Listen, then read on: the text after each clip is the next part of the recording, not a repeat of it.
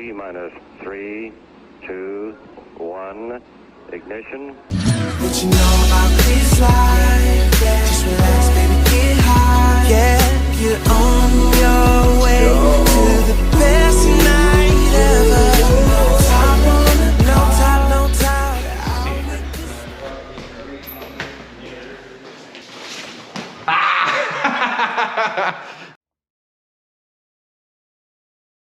What's going on, Best Night Ever League? I am Let Me Ask My Wife, and this is your Week 6 recap. We had a lot of low-scoring matchups, as you can see, with Michael, Connor, Jacob, and Cam picking up wins respectively. Just a very low-scoring week and a lot of injuries, so we'll address those as they come up, and I will try to keep this as short as possible and save all my stuff for my second recap. Let's start with Finn versus Michael. This was the upset of the week. Michael wins by about, I'd say about 15 points. His quarterback, CJ Stroud, having, I think, the worst game he's had in a while. He still looks really good regardless of the interception. Tua, getting you 3 touchdowns. Your running backs didn't do that good. They combined for about 20. Waddle and Garrett Wilson. Waddle finding the end zone and Wilson getting 12 targets. And nothing you can ask for there. And Kyle Pitts, who, man, he had 12.3 points. It's probably the most he's had in a long time. It's weird. It's actually like if the Falcons use him, good things will happen. Saquon Barkley coming back. Geez, getting 24 carries. I would hope that if a running back got 24 carries, he'd have more than 10 points. So, yeah, he got 24 carries for 93 yards. Your kicker going off. Justin Tucker just couldn't miss in London. 6 for 6. Kicked 4 field goals here, 1, 6, and then he missed an extra point, funny enough. But yeah, is that your highest score besides Tua? It's your kicker? Yep. And then Miami defense getting you 7. Finley's team didn't score 200 or 190. It's weird. Finley will either score like 200 or he'll score like around 115, 120. Justin Fields getting hurt didn't help you out there. That was a really juicy matchup for Justin Fields, so his injury didn't really help you out there. And then Russell Wilson, man, he's so random. He'll have weeks where he actually looks like halfway decent, but then he'll have weeks where he'll just be abysmal. Because I know he's had some 20-point weeks. 26.92, 22.2, and then just 4 against the Chiefs. Those quarterbacks combining for about 8 did not help you out at all, or 9. Tony Pollard, I know, broke out for a huge run against the Chargers, but other than that, got 15 carries, only 30 yards, is not very good, but 14 points is really good still. And then your running back, Raheem Mostert, man, this was probably might go down as like the best pick maybe this year, or at least it's a nominee. 17 carries, 115 yards, and 2 touchdowns and a receiving touchdown. Man, this has got to be probably the best steal of the draft. And then on top of that, you have 1 Miami Dolphins player. How about add another Tyreek Hill? 6 catches, 160 yards, and touchdown. That is typical Tyreek Hill stuff right there. DJ Moore with Justin Fields going down, that didn't really help him out at all. And Dallas Goedert getting you 6.7. That's pretty decent for tight ends nowadays. Jonathan Taylor still hasn't found his ground as he's come back. Zach Moss, I know, found the end zone, so that's just got to watch out for Jonathan Taylor and Zach Moss.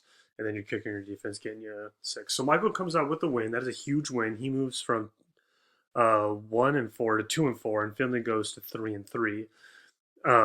I think moving forward, Finley's team will perform better. We'll check out that Justin Fields injury. I know Kyler comes back. I saw that actually came out today, and so that'll be just in time. I think he plays Thomas next week, so we'll see how that goes. Moving on to the next matchup, we have let's go to week 6. We have Connor and Thomas, who I just talked about. Connor won by about a little over 40. His running back's doing really good. Jalen Hurts, pretty decent for running back, finding the end zone. His passing stats don't matter because he can just run the ball and have 47 yards and a touchdown, and it'll just make up for all of his terrible passing. And then his other running back, Lamar Jackson, 220 yards, a touchdown interception. Just look at that face value. It's terrible. And then you add in 62 yards. Just wipes it all away. I know Williams went down. Kieran Williams went down. He's been having a pretty good year, so that's a tough loss for Connor. I think he's out at least 4 weeks. I think they put him on IR. I'm not sure. Kenneth Walker, he's really touchdown dependent. I don't think, has he immersed 100 yards yet this year? He might have, and he Hasn't immersed 100 yards yet, but he has found the end zone, and God, he already has 6 touchdowns this year. Wow, he's just a touchdown machine. So he got 16.4 for Connor. Chris Olave, again, I don't think he's found the end zone yet this year. But 96 yards out of wide receiver on 10 targets is really good. Calvin Ridley is not doing you justice, Connor. It is a bummer, and I'm sorry. Trevor Lawrence is just dishing out the ball to anybody who wants to catch anything in Jacksonville. It's just a bad season so far, or at least a disappointing season with Calvin Ridley. He has had 2 weeks where he's done well. I mean, week 1 and week 5, but I mean, the weeks where he doesn't, only getting, like, he got 2 targets against the Falcons. Like, it's just not looking good for Calvin Ridley. Hopefully he'll be on the upturn come the middle of the season. TJ Hawkinson getting you 8. Not much else you can ask for a tight end. Alvin Kamara is still getting you 19 carries and 8 targets, and only elapsing for 3.9. That's still very decent, but man, it's classic Alvin Kamara though. If he just goes up against a terrible defense with these kind of carries and that kind of targets, man, he could be really good. So we'll look out for him later. And then Buckner had you a really good game against the Broncos, and the Philadelphia defense got you 8. So Connor got 138, and Thomas's team very underperformed. I mean, Kirk Cousins had his worst game this season. It's just, the Vikings are weird this year. They're really good offensively, but their defense just is terrible. So we'll watch out on Kirk Cousins' status. I think the Vikings came out and said they're not looking to trade him, but we'll just see what their plans are moving forward.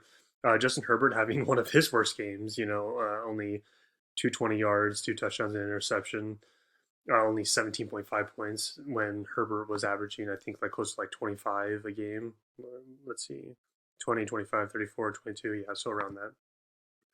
So both his quarterbacks underperformed. His running backs, I think, overperformed. DeAndre Swift had that fumble loss, so that didn't help him. But both on the end zone. Breece Hall was really coming out of his shell. He's looking like a pretty good keeper moving forward. Devontae Adams definitely underperformed. Jimmy Garoppolo, I know, went down, and they just, some weeks they can get him the ball, some weeks they can. Just always depends on their matchup. Marquise Brown hasn't been doing a whole lot this year. He only got you 5, and Devontae got you 3.9.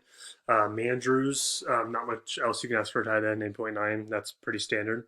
You played Zach Moss, who ended up getting a touchdown. Hey, Zach Moss this year, I know you picked him up on waivers, but man, he's been having a decent year. I mean, God, he got 35 last week. That's just wild.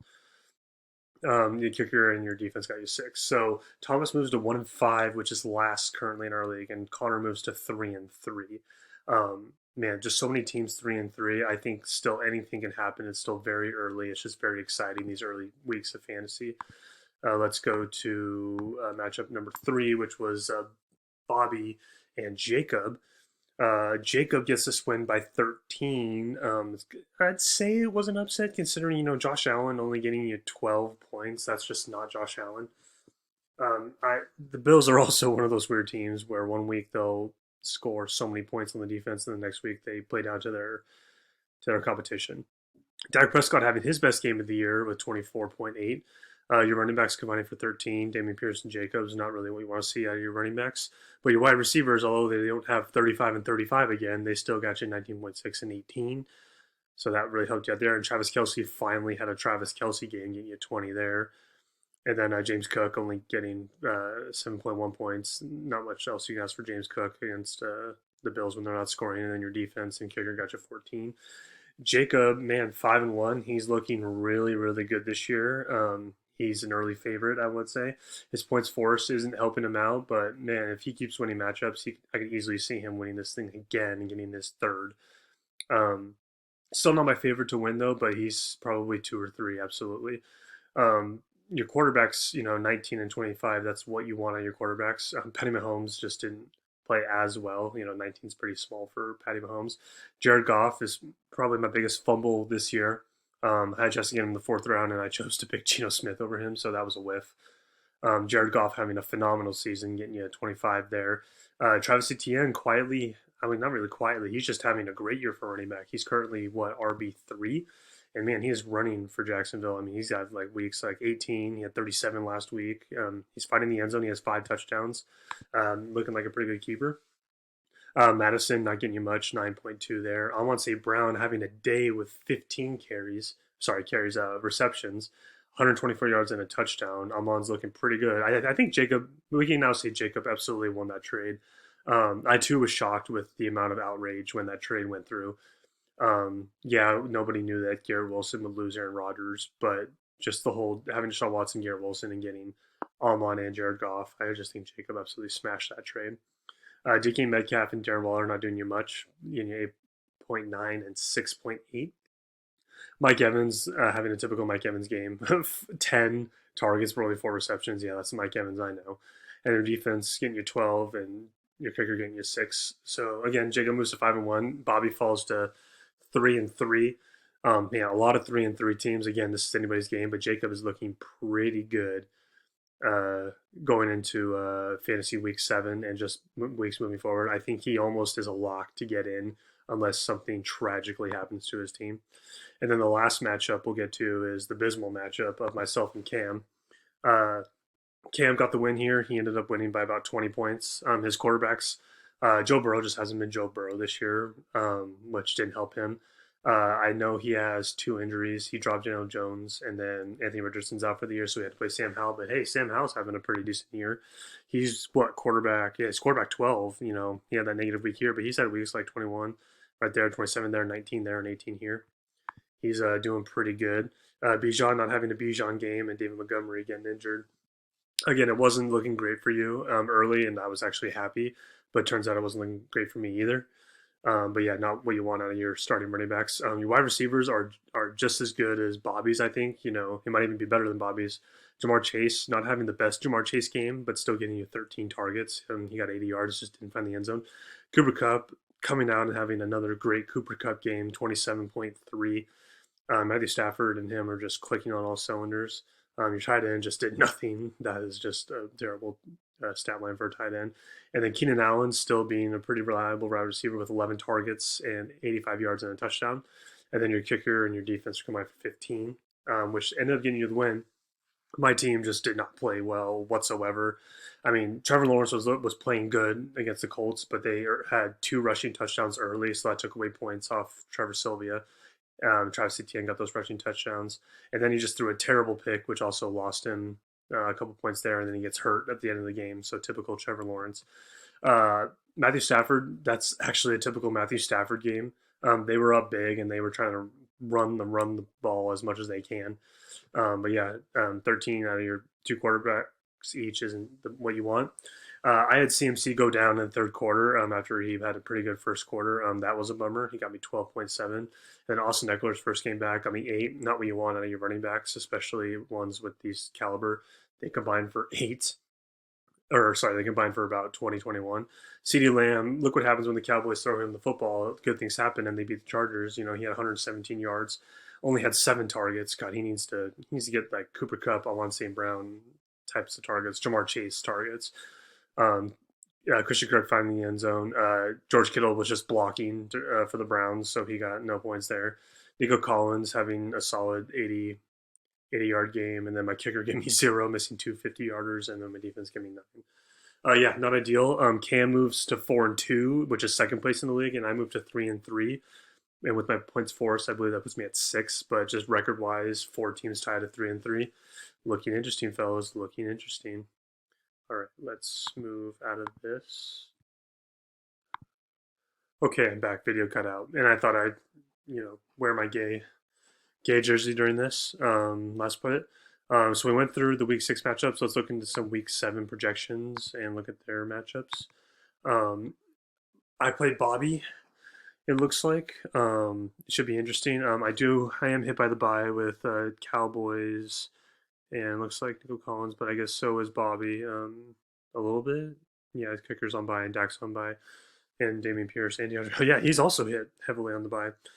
So we'll see how that goes. I have Bobby edging me here because he has like Josh Allen, and I can definitely see Stephon Diggs and A.J. Brown continuing to provide for him, and Travis Kelce having a good game against the Chargers because Chargers cannot defend anybody at the moment.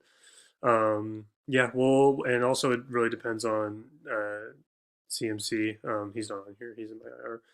It really depends on CMC if he plays or not. We'll see how that goes. I think even if he plays, I guess we'll see what happens. But I have Bobby getting the matchup here. Cam's in a rough spot with his quarterbacks. He has Joe Burrow on bye, and then he had Anthony Richardson have a season-ending injury. That is a bummer. And he has Jamar Chase on bye. So Cam is in a tough spot right now and on his bench. I don't see a quarterback yet. I think he's trying to see what he has as options. But right now he has Sam Howell and he has Bijan still. So we'll see. And he has Cooper Kupp. So we'll see how Cam's team does. But I have Jacob winning this one just because Cam is screwed by the bye so badly. Jacob did lose. Who did he lose? Did he lose Justin Jefferson? Yeah, I think Justin Jefferson also is out for a little bit. But I do like Jacob in this matchup, so I have Bobby and Jacob winning their matchups. Let's go to Connor and Michael.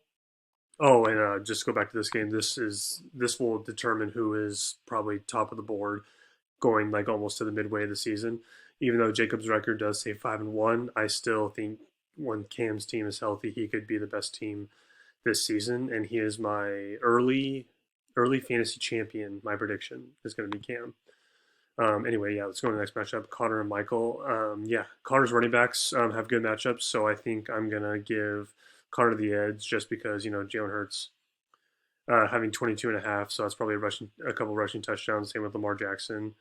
And then he is hit with the bye with Derrick Henry a little bit, but yeah, I just have Connor edging Michael here. We'll see if Deshaun Watson plays.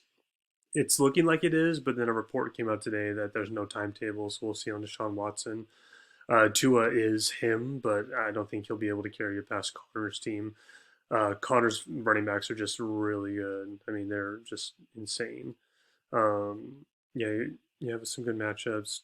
Deebo Samuel, if he plays in the Vikings. And who knows, maybe Kyle Pitts will have 20 on Connor. Wouldn't that be funny? And then you have the best kicker in the league. So yeah, that matchup will be interesting. I have Connor. Connor's projected, and Connor just leads all teams in projected points always. I think Cam mentioned that in the last bid. So yeah, I have Connor winning that one. And then the last matchup, which is Finley and Thomas. I think I looked down, and Finley is hit by the bye with one of his quarter. Well, he wasn't hit by the bye. He just Adam Thielen went on the bye, Tony Pollard on the bye, and then I know Justin Fields is injured. I did see Kyler Murray go back to practice. I don't think he'll play, but we shall see. He has Desmond Ridder in there, so I think Thomas has the edge with his quarterbacks. Going down the running backs, I mean, Jonathan Taylor has to come out at some point. Do I think he'll be against the Cleveland defense? I don't. Because they just beat the 49ers, so I don't think Jonathan Taylor will run any part of him, but I could be wrong. Mozart might go off against the Eagles. Who knows? Eagles defense isn't what it was last year. Still good, but not what it was last year. Tyreek Hill could have just torched the Eagles secondary. Andrews has a good matchup.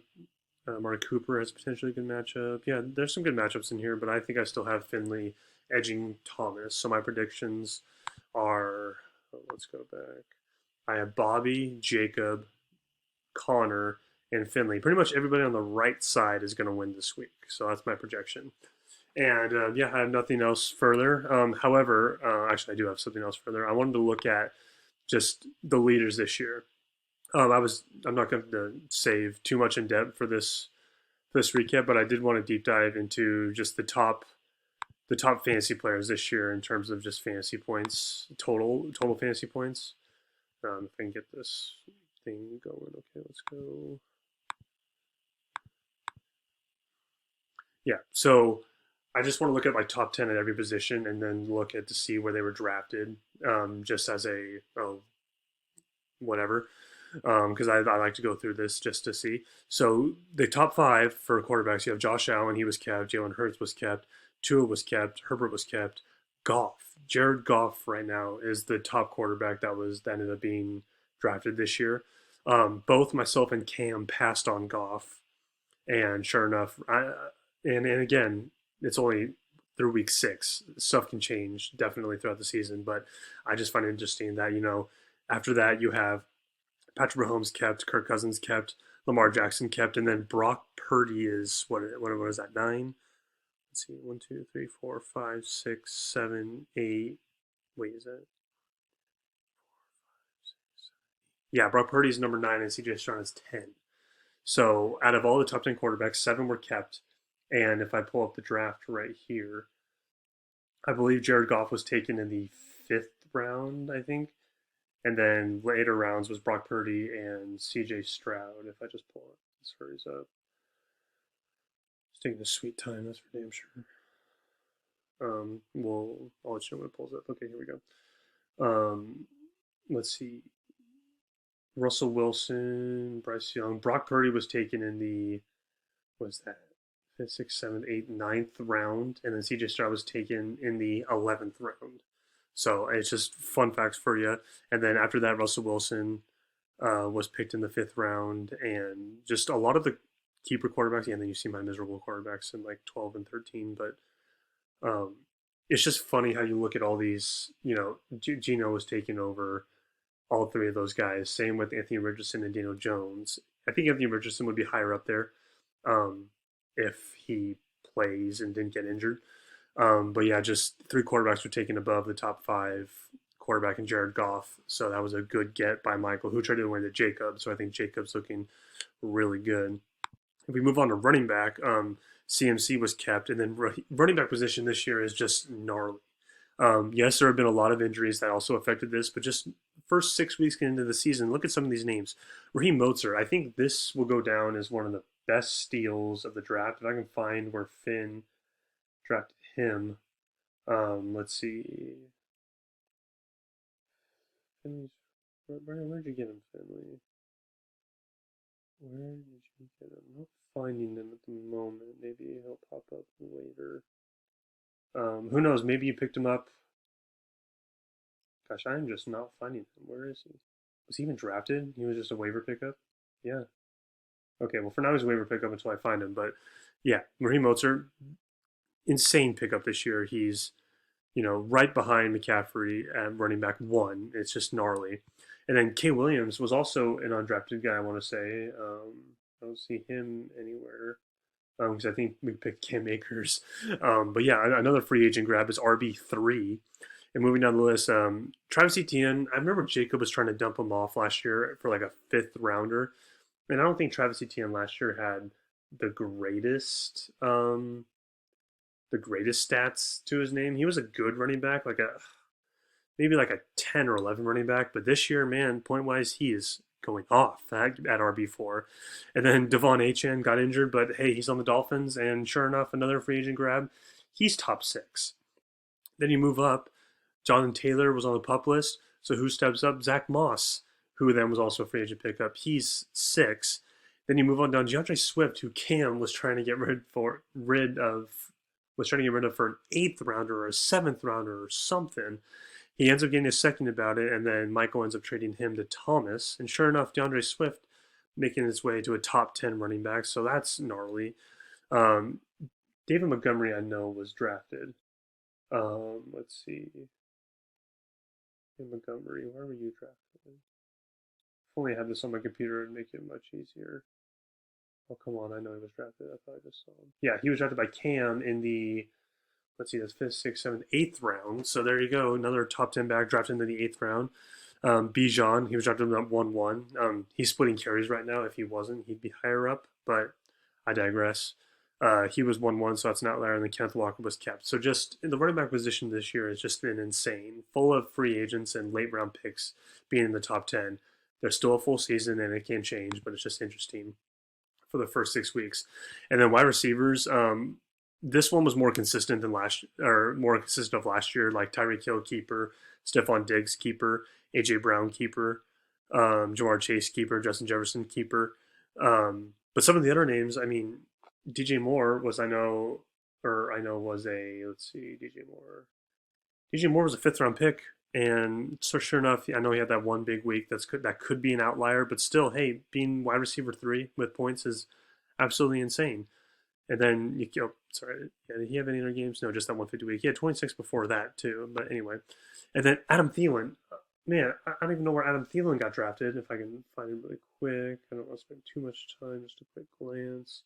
He also could have been a free agent pickup, and he probably was. I don't see him right away. Yeah, he was a free agent pickup, and he this year is a top 10 wide receiver, so another waiver wire pickup. Keenan Allen was, I think, the 3rd round, with Cam's first pick of the 3rd round. He's popping off this year as wide receiver 5.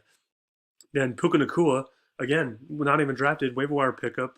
So it's weird how, we have all these keepers, and you would think that they would all be top at their respective positions. Again, injuries happen, but there's been a lot of keepers this year that I think just haven't performed or have gotten injured to hinder their performance. And it's just maybe one of those years. Jamar Chase was kept, Justin Jefferson was kept, and then Nico Collins again. Nobody drafted him, but I think he's 10, could be 11. 4, 5, 6, 7, 8, 9. No, so he is 10. Yeah, but again, just wild. And then the tight end position is just, it's mind-boggling because Travis Kelce missed a game and is still tight end number 1. Laporta not even drafted, and sure enough, he's tight end 2. Manders was kept. That's typical. Hawkinson picked in the 3rd round. Cole Kmet wasn't even picked, or maybe he was picked later. Dalton Schultz, again, the tight end position this year is just terrible.